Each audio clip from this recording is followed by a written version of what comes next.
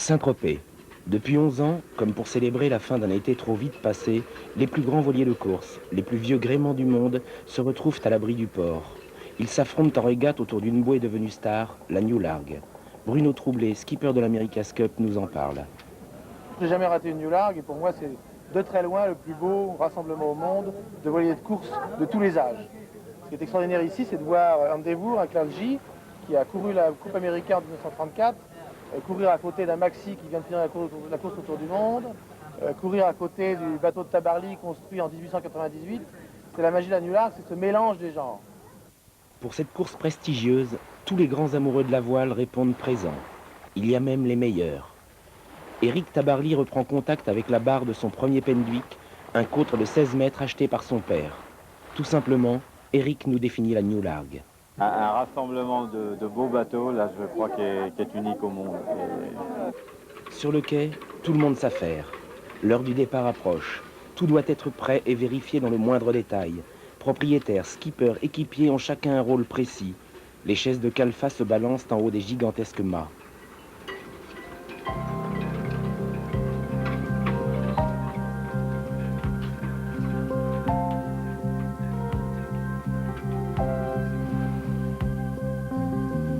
La New Largue est née en 1980 à la suite d'un repas gentiment arrosé.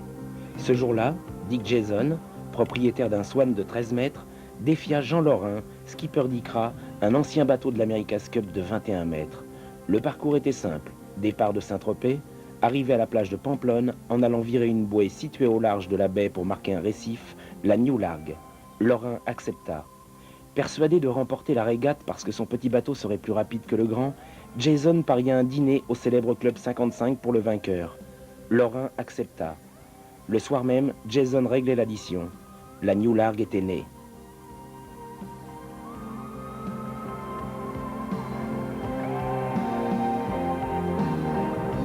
L'année suivante, ils furent 15 à régater autour de ce fameux nid du large, la New Largue.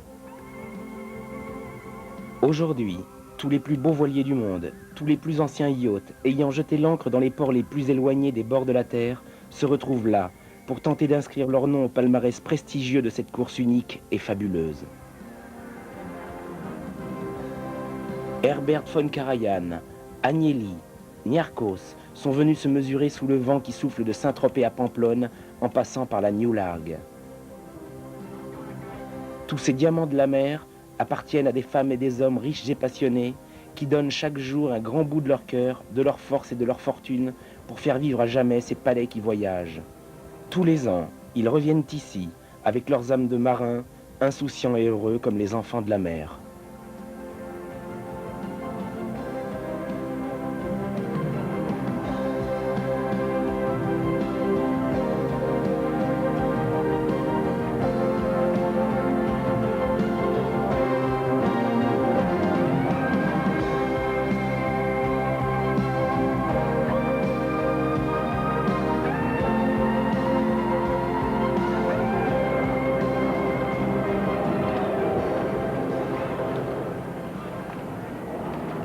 L'extraordinaire défilé des voiliers d'un autre âge s'anime sous les regards fascinés.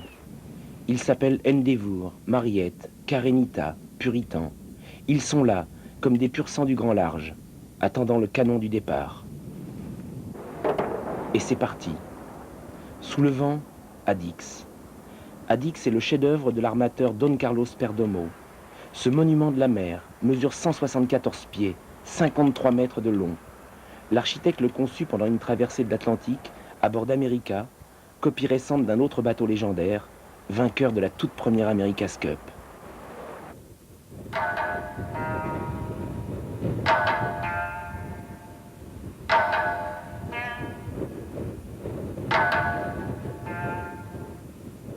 Offrant toutes ses voiles aux caresses du vent, voici Altaïr. Cette goélette de 31 mètres, construite en teck de Birmanie, fut créée en 1931 par l'architecte William Fife. Albert Obritz, son nouveau propriétaire, la fit totalement restaurer en 1986 pour l'inscrire à sa première New Largue en 1988. Altaïr possède une quille en plomb moulé de 62 tonnes. Entièrement démontée par son nouveau propriétaire, Altaïr sera minutieusement reconstruite comme au jour de sa première mise à l'eau.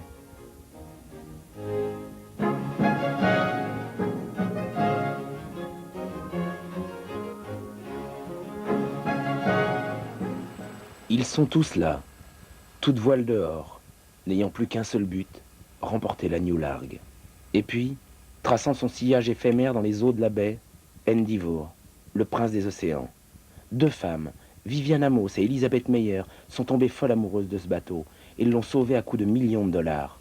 C'est pour ça qu'aujourd'hui Endeavour est là, naviguant pour la première fois de son existence sur le bleu de la Méditerranée. C'est Frank Murdoch, le régleur de l'écoute de grand voile pendant les America's Cup de 1934 et 1937, qui a conseillé Elizabeth Meyer pour lui permettre de faire d'Endeavour ce challenger hors pair. Endeavour a été construit en 1934 par le fameux constructeur de yachts anglais Camper and Nicholson pour l'America's Cup. Son propriétaire s'appelait T.O.M. Sopwith, un industriel très connu dans l'aéronautique. C'est l'un des classes J les plus rapides qui a été construit jusque-là. C'est la classe J, modèle sloop. Toute ma vie, ma mère me racontait des histoires sur les classes 2. Seulement 10 voiliers de ce type ont été construits, des Super J. Maintenant, il n'en reste que 3, Sheeta, Endeavour et Shamrock 5. J'ai toujours rêvé de ces voiliers parce que ma mère me racontait toutes ces histoires. Alors, en 1984, j'étais en train d'écrire un article sur ces voiliers pour un magazine. C'était la première fois que j'ai vu Endeavour. Je n'avais aucune intention d'acheter un voilier, mais dès que je l'ai vu, j'ai décidé de l'acheter et de le restaurer.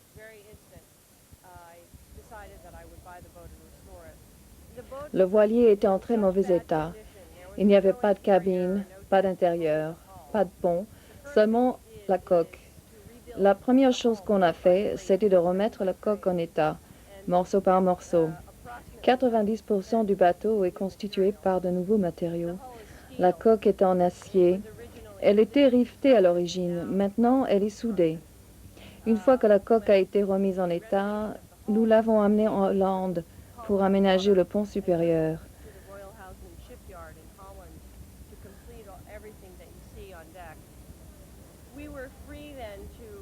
À ce moment-là, on a commencé à rénover le bateau dans une manière un peu plus moderne. Tout ce que vous pouvez voir sur le pont, c'est une référence à la classe G de 1934. Le pont est en flush deck. Tout le castillage est de tout premier ordre. Ils avaient des moulins à café, des mâts en aluminium.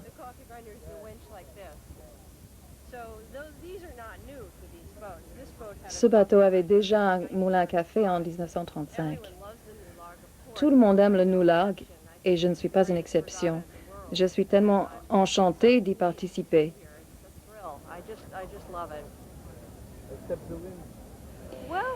Il faut prendre les conditions atmosphériques telles qu'elles sont. Hein. Il aurait pu y avoir de la pluie ou le Mistral. Et ça aurait été pire. Nous avons beaucoup de chance. Le soleil est là et le vent est suffisant pour faire la course. Ce que j'aime dans le New Largue, c'est le rating et les règles de la régate sont très relax. Alors, nous croyons que nous sommes premiers. En tout cas, nous terminons tous les soirs le premier. Endeavour se comporte très bien en haute mer. Il a traversé l'océan d'Antigua à Antibes en 22 jours. Nous avons normalement entre 35 et 40 hommes d'équipage. Et il les faut pour le Spinnaker. On l'appelle le planétarium parce qu'il est si grand avec sa couleur bleu foncé et ses étoiles. Il fait 1200 mètres carrés. Cette année, Endeavour finira premier.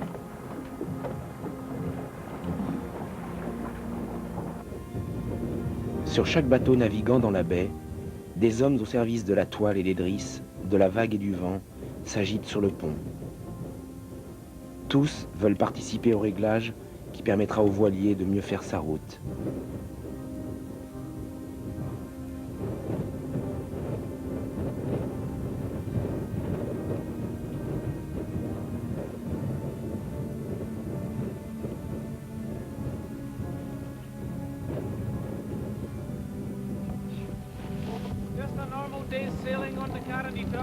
Patrick Kayat est comme un enfant devant Karenita, son bateau, l'un des vainqueurs de la New Lark 1990.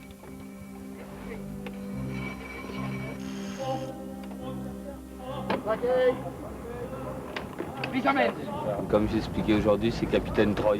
C'est une histoire d'enfance.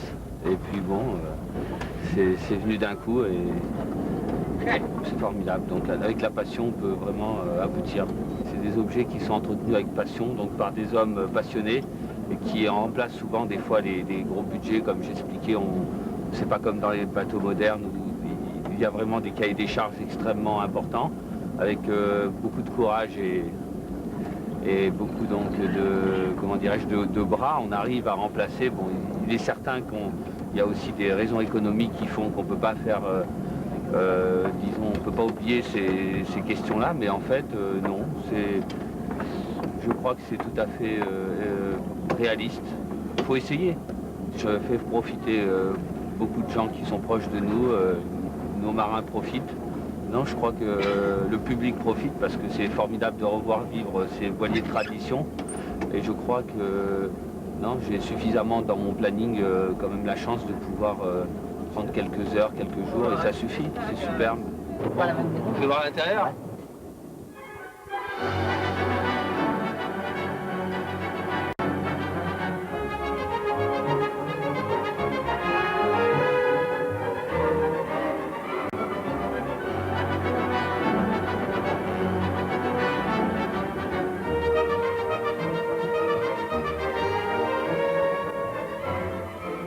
Avant d'appartenir à Patrick Kayat, un propriétaire prestigieux avait tenu la barre de Karenita, Errol Flynn.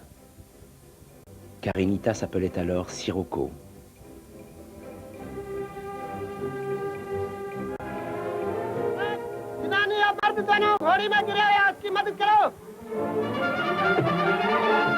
Major Vickers! Jeffrey, my boy, this is terrible. How on earth did it happen? Security, sir. The Source Downey's attacked. Get smelling salts. My poor, poor child. Jeffrey, you get your arm attended to at once. I'll be with you in a minute. Do you mind if I come along? No, lad. We'll need you.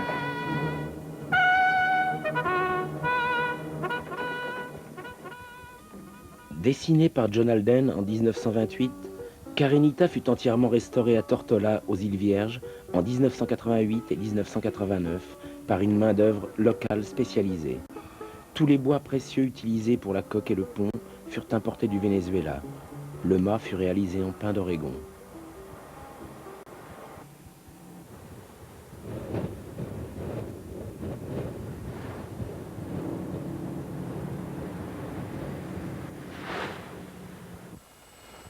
La brise était légère ce jour-là dans la baie de Saint-Tropez. Malgré tout, Candida fait route vers la New Larg. Sorti en 1929 des célèbres chantiers Camper et Nicholson, cet étonnant classe J n'a jamais participé à l'America's Cup. Son nouveau propriétaire vient de terminer cette année sa restauration avec une précision et une authenticité hors du commun.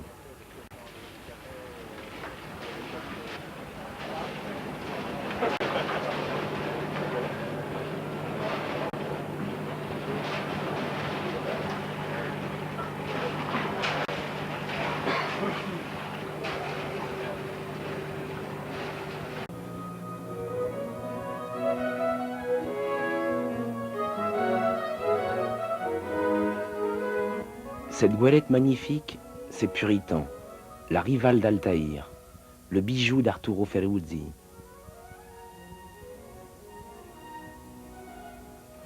Chez les Ferruzzi, on navigue en famille. Il faut préparer la prochaine régate. Autant Puritan est rapide aux allures portantes, autant il éprouve des difficultés à mater Altaïr au loup-voyage. Alors, on se prépare.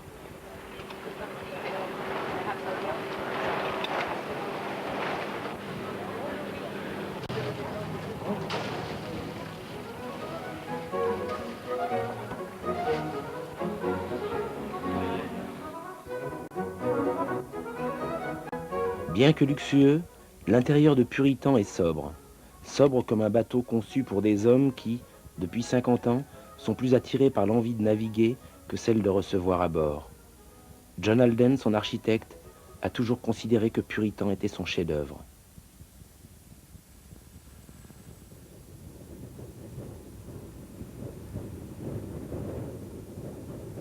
passant puritan à la bouée, Endeavour nous rappelle qu'il n'en est pas à sa première régate.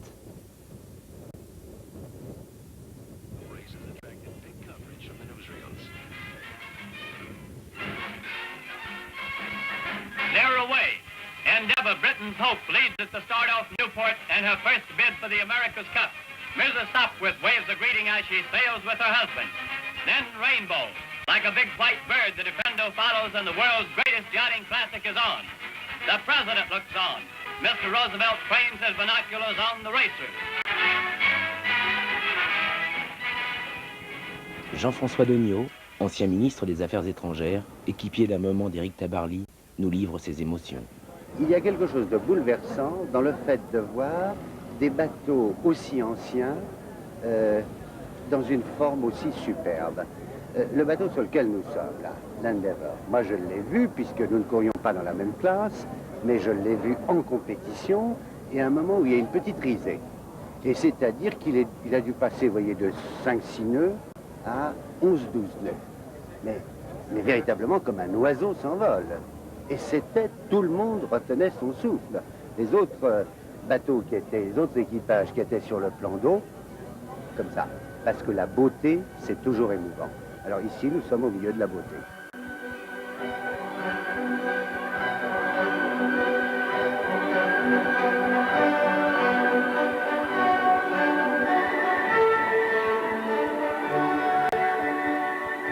Louis Vuitton, comme je vous le disais, est impliqué dans l'univers de la voile et depuis plusieurs années participe à la New Lark, qui est cette régate où vous êtes aujourd'hui et qui est probablement devenue le plus grand rassemblement du monde de bateaux de toutes catégories.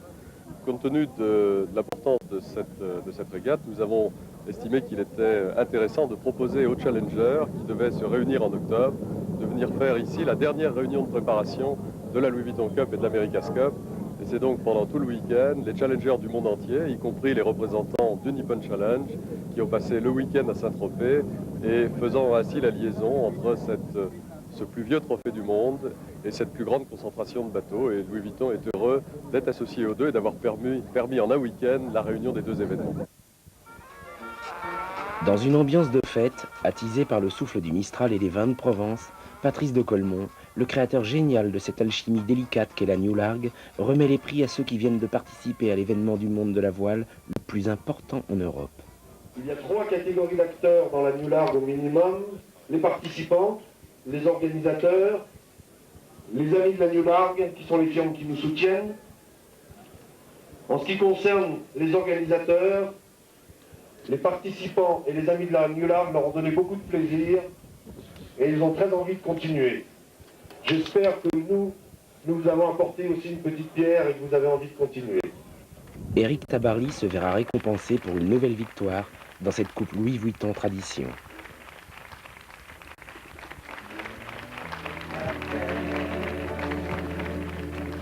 What are we hiding from? You've been hiding from the start.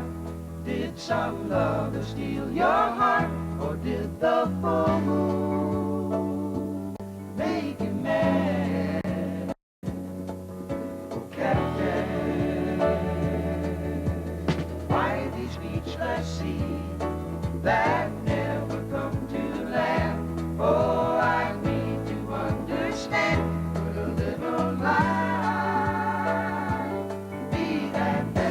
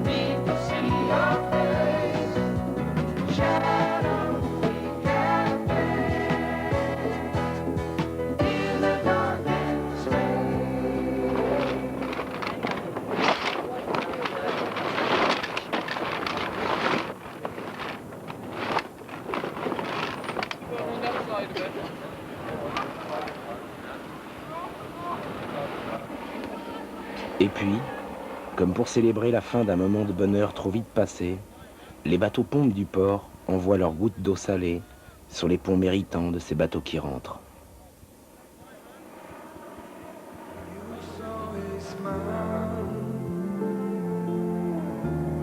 There's a scream on every silent face you see. They're singing